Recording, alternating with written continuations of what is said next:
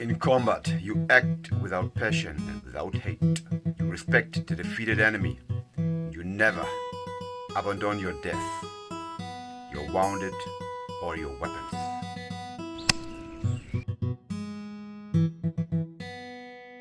Détachement 3e régiment étranger d'infanterie. Et moi j'étais là-dedans. On partait en Côte-d'Am. On s'arrêtait, on fait le stop à Guadeloupe.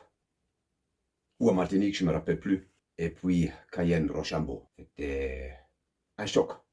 C'était un choc. Tout d'abord du haut, des fenêtres de l'avion. Vous voyez la Guyane comme une table, plat. Une fois tu étais dans la brousse, avec ton sac à dos, avec ta musette, bah, c'était pas du tout comme ça. Pas du tout comme ça. Mais ça, c'est notre histoire. 3e régiment étranger d'infanterie. Quartier du commandant Forger. Chef de corps, le colonel Picmal. C'était un seigneur. Nous, Picmal, c'était un idole. Il était fort. Il avait une présence incroyable. C'était un sportif hors pair. Il a pris sous son égide l'équipe de crosse du régiment. Hein? D'abord, on avait un adjudant, mais les résultats, c'était plus bon. Picmal, il a pris derrière lui. Au début, moi, j'étais dans l'équipe de crosse.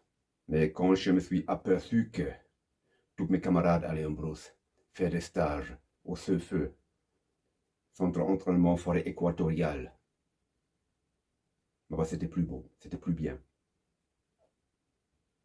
Et je passe le rapport pour pouvoir retourner dans ma section à la 3e compagnie. C'était la section du lieutenant Chavoncy, un jeune lieutenant impeccable en tenue, fort, un idole aussi lui. Chavoncy, je l'admirais. Aller là où les autres ne vont pas. Et c'était bien. 3 jours, stage brousse, puis affectation à la compagnie. Et puis, l'aventure a commencé. Et les 2 en Guyane, c'était fort. C'était inimaginable. C'est tout ce que tu avais dans les tripes, dans ta tête. Ça a été challengé. Là-bas, la nature ne laisse rien au hasard. Soit tu es fort, soit tu te bats, ou tu meurs. Il y avait les caïmans noirs. Il y avait le serpent venimeux, la grâce carreau, le serpent de corail, la fer de lance, le serpent à sonnette. Je les ai tous rencontrés, tous ces saloperies là-bas. Mais c'était bien. Et puis, vient le jour où on a commencé la mission profonde. 30 jours en forêt guyanaise. 30 jours, il y avait la pluie. 30 jours avec un sac sur le dos. Soit en se défilant sur les criques avec la pirogue, soit en marchant avec 50 kilos dans les sacs. On commençait la mission profonde à Regina. À Regina, on a tout préparé. C'était Bergerol, notre chef. C'était Sass. C'était Chavoncy. C'était Lard. C'était Del Rio. Tous ces mondes-là, mes supérieurs, que j'ai tellement aimés. Et puis on était parti. Oyapok, jusqu'au Camopi. Petite Inini, Inipi. Maripassoula, enfin. 30 jours, mission profonde. Mais on était bien organisé. Chavoncy, il a fait bien. Il a fait mieux qu'on croyait. Un élément de topo, Sass, l'Hongrois. Un élément des athlètes qui marquent les arbres. Un élément léonneur qui fait sur les lions. Puis le porteur avec le chef de section, avec les munitions, avec les armes lourdes, avec la transmission. Puis s'affile un élément topophile. Topophile. C'est le fil qui mesure la distance sur le terrain. Un jour, j'étais en tête topo, mais c'était cette équipe qui était la première à rencontrer toutes ces saloperies, le serpent, les mouches à feu, les awaras et toutes ces saloperies inimaginables. Mais un jour, j'étais porteur. Tu avais ton sac à dos, tu avais ton arme, ton équipement, et tu avais notre sac à dos devant, ou la corde à travers ce pôle. C'était fantastique. Où tu avais des explosifs, les gamelles, la bouffe. Un jour, j'étais topophile. Et un jour, étant topophile, le fil a cassé.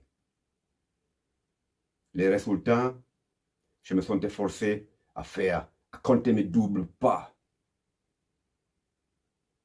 1, 2, 3, 4, 5, 6, 100. Un nœud dans son corde. Rebolote. 1, 2, 3, 4, 5, 6, 100. Un nœud dans la corde. Et rebolote. J'ai compté pour ma vie toute la journée. Et c'était bien. Mais ça n'a pas pardonné. Parce qu'aujourd'hui encore, parfois, quand je me trouve quelque part, je compte dans ma tête, ça rotule, ça tourne, c'est fou. Et quand je faisais une pause, à l'époque, en mangeant un petit casse-dalle, en faisant du café, j'ai compté. Je ne marchais plus, mais j'ai compté. Imaginez-vous ça. Mais je peux dire que moi, j'étais là où les autres ne vont pas. Moi et mes camarades. Et les camarades, il y avait des fous. Il y avait Papy Bailey, un Irlandais. On disait qu'il était à l'IRA, Irish Republican Army. Je ne sais pas si c'est vrai. À l'âge de 10 ou de 11, il avait déjà une arme dans ses mains. Il y avait quelques longrois. Tout ce qu'il pouvait choper dans la nature et manger. Des caïmans, des serpents, des araignées, la matourou, tout. Il mangeait tout. Il était fou. Il y avait Oliver, mon pote, Coolman, oie sauvage, un dragueur fou. Il y avait Chanio Thierry, que je salue ici. Mais il y avait Certa Paul et tant d'autres. Il y a beaucoup qui se sont engagés à la Légion pour 3 choses. Baiser, combattre, marcher et boire. 4 choses. C'est tout. Et tous, on avait un passé derrière nous. On était heureux parce que la Légion nous donnait une deuxième chance. Une deuxième chance. Il n'y en a pas une institution au monde qui te donne à toi une deuxième chance. 2 ans, 3e régiment étranger d'infanterie. Le premier grand spectacle, qui n'était pas un spectacle, qui était odieuse, qui était... J'aimais pas. Les événements de Vieux-Bourg. Qu'est-ce qu'il y avait? Un caporal-chef avait disparu, un Allemand, un Boche. Tout le monde croyait qu'il était battu, tué par les créoles. Mais ce n'était pas vrai. Mais on le croyait. Qui, nous, les Anglais, les Allemands. Un jour, dimanche, foyer, ça picole sec. Et encore, et encore, et encore. Et tous les Anglais, tous les Allemands sont partis en ville. Moi, j'y étais pas. Et ils ont tout démonté, tout. On avait un mort. On avait 35 blessés ce jour-là et un mort. Le mort, c'était un Allemand, un Boche de l'Est. Et côté civil aussi, il y avait un mort. Il y avait beaucoup de blessés. Quelques jours d'après, un avion, direction la France. Là-dedans, 35 légionnaires. 35 légionnaires. Répatriés disciplinaires. Incroyable. Incroyable. Ça n'aurait jamais dû arriver. Tellement c'était mauvaise action. C'est pas bien. Je me félicite aujourd'hui encore de ne pas avoir pris parti. Quand moi j'étais en ville, j'avais une copine. C'était bien comme ça. Mais cette nuit-là, pour moi, c'était chaud. Parce qu'il fallait arriver de la ville jusqu'au quartier. Et les créoles, ils ont chassé tous les légionnaires. Chaque fois, ils voyaient un képi blanc de loin, c'était la chasse. La chasse était ouverte. Ils avaient dans les mains des fusils à pompe, les machettes, les coupes-coupes, les couteaux. Et ils chassaient systématiquement tous les légionnaires. Il y avait Falco, adjudant-chef Falco, qui a fait embarquer la section d'alerte, la DO, disponibilité opérationnelle. Il voulait partir, armes à la main, munitions.